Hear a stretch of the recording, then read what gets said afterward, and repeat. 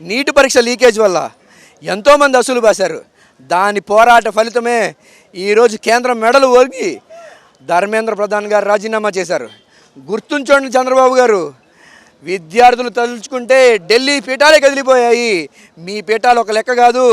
అధికార దాహంతో ఆ పొగరుతో మీరు చేస్తున్న ఈ దగ, ఈ మోసం, డబ్బులు ఇస్తే జాబ్ ఇస్తారా అంటే విద్యార్థి కష్టం ఏమైపోయింది. రాత్రి మగలు నిద్రాహారాలు మారి ఒక గమ్యం చేరాలనే కసితో తను పనిచేస్తే ఇది దగా డిఎస్సి.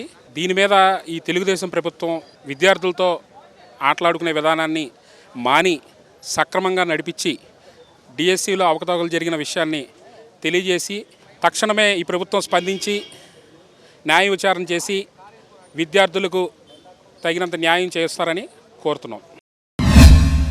డిఎస్సి మీద చాలా అవకతవకలు అయితే జరిగినాయి.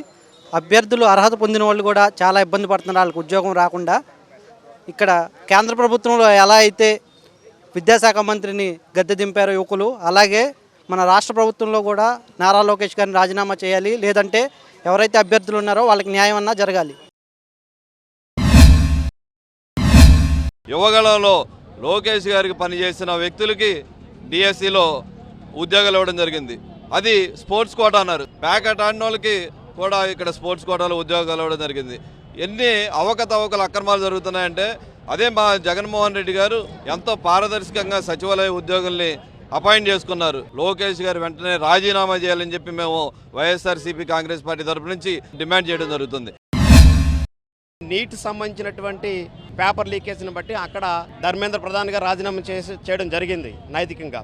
అట్లానే ఇక్కడ డిఎస్సి విషయంలో ఇక్కడ జరిగినటువంటి ఆ స్కామ్కు బదులుగా నారా లోకేష్ గారు తనకు తాను నైతిక బాధ్యత వహించి వారుగా దిగిపోతే రాజీనామా చేస్తే మంచిగా ఉంటుంది. లేని పక్షాన ప్రజలే అతి త్వరలో ఆయన్ని ఆ యొక్క విద్యాశాఖ మంత్రి నుంచి దించే పరిస్థితులు వచ్చాయని తెలియపరచుకుంటున్నారు. 2025 మెగా డిఎస్సి ఏదైతే అందులో తప్పులు ఏదైతే జరిగాయో దాని మీద వెంటనే సిబిఐ విచారణ అన్న జరిపించాలి. అదొకటే కాదు, ఖచ్చితంగా నారా లోకేష్ వెంటనే కేబినెట్ నుంచి తొలగించాలి. ఆయన వెంటనే రాజీనామా చేసి మాకు యువకులందరికీ కూడా విద్యార్థులందరికీ కూడా ఆయన సమాధానం చెప్పాలని చెప్పి ఈ సందర్భం డిమాండ్ చేస్తాం.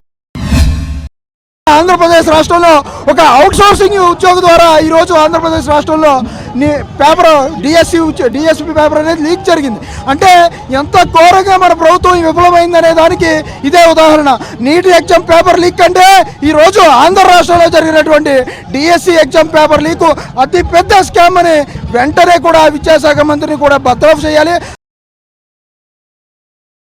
మరిన్ని అప్డేట్స్ కోసం ఛానల్ ను సబ్స్క్రైబ్ చేయండి. నోటిఫికేషన్స్ కోసం బెల్ ఐకాన్ పై క్లిక్ చేయండి.